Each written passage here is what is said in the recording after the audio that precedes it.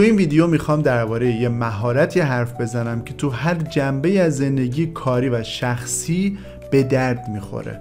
این مهارت مذاکره در کسب و کاره که میتونید در زندگی شخصی هم استفاده کنید.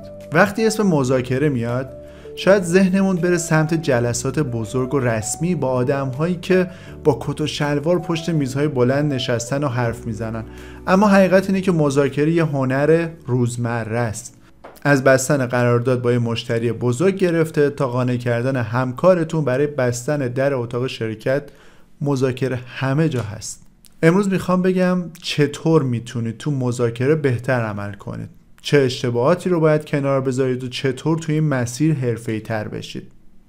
خب اول از همه بگم چرا مذاکره توی کسب و کار اینقدر مهمه.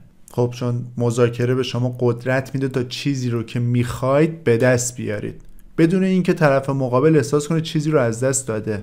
یه مثال بزنم. فرض کنید قراره با یه تامین کننده جدید برای خرید مواد اولیه مذاکره کنید.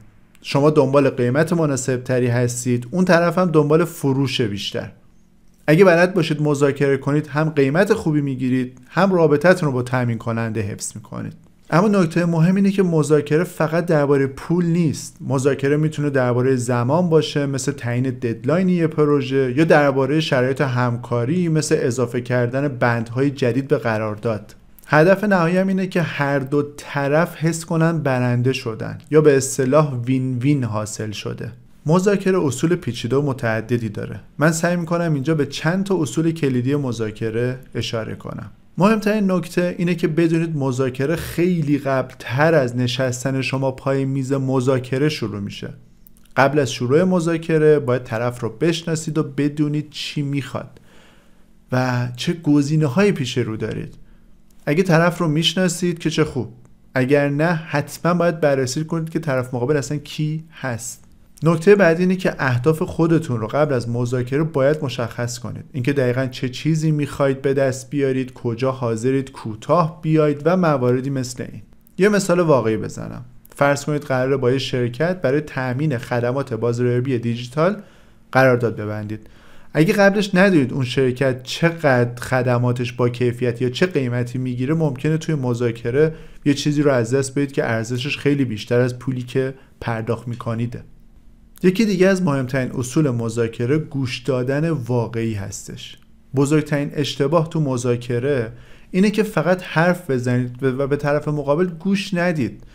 به جای اینکه دائما روی خواستهای خودتون تاکید کنید، بهشون فرصت بدید حرف بزنن. شاید تو حرفاشون چیزی پیدا کنید که به نفع شما هم باشه. نه اینکه هیچ صحبتی نکنید. فقط باید یادتون باشه گاهی سکوت بهترین ابزار مذاکره است. مورد بعدی انعطاف پذیریه. باید بدونید مذاکره یک جنگ نیست. نباید انتظار داشته باشید همه چیز دقیقاً مطابق خواسته شما پیش بره.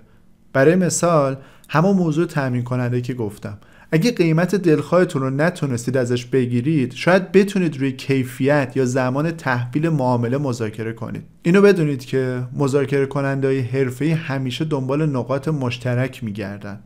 پس بهتر شما هم در حین مذاکره یا قبلش زمان بررسی نقاط مشترکتون رو با طرف مقابل پیدا کنید.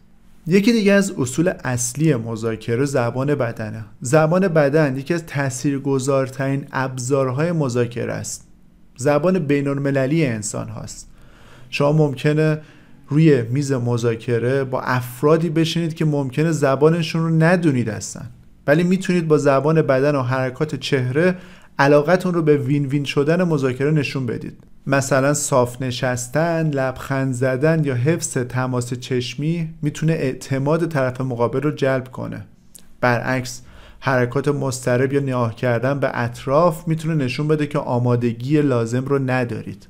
یه نکته مهم دیگه هدف گذاری منطقی هستش. انتظارات غیر منطقی نداشته باشید. اگه هدفهای غیر واقعی داشته باشید ممکنه نه تنها مذاکره شکست بخوره، بلکه رابطتون رو با طرف مقابل هم از دست بدید. پس همیشه یه محدوده برای توافق در نظر بگیرید و بدونید کجا باید بله بگید. حالا که چند تا از اصول مهم مذاکره رو گفتم، بیایید چند تا اشتباه رایج در مذاکره رو هم بهتون بگم. شاید بشه گفت مهمترینش احساسی شدن باشه. مذاکره جای خشم یا احساسات شخصی نیست. یادتون باشه شما دارید درباره یه موضوع حرفه‌ای صحبت میکنید، نه اختلافات شخصی. اشتباه بعدی اینه که نباید بیش از حد در مذاکره فشار بیارید. اگه طرف مقابل حس کنه دارید بهش زور میگید، احتمال زیادی داره که معامله رو کنسل کنه. یکی دیگه از بزرگترین اشتباهات مذاکره نداشتن پلن بی هستش. همیشه باید یه برنامه جایگزین داشته باشید. اگه این مذاکره جواب نداد چی؟ آماده باشید که راه دیگه ای رو امتحان بکنید. پلن بعدیتون چیه؟ میخوام بدونید مذاکره یه مهارته، نه یک اتفاق شانسی. با آمادگی، گوش دادن، انعطاف پذیری و یادگیری مداوم میتونید توی مذاکره ها موفق تر عمل کنید. اگه چیزی از این ویدیو یاد گرفتید، همین امروز امتحانش کنید. شاید یه مکالمه ساده با همکارتون درباره یه پروژه شروع خوبی باشه. یادتون نره بهترین مذاکره کننده ها اونایی هستن که هم خودشون و هم طرف مقابلشون رو برنده میکنن. منتظر نظراتتون هستم.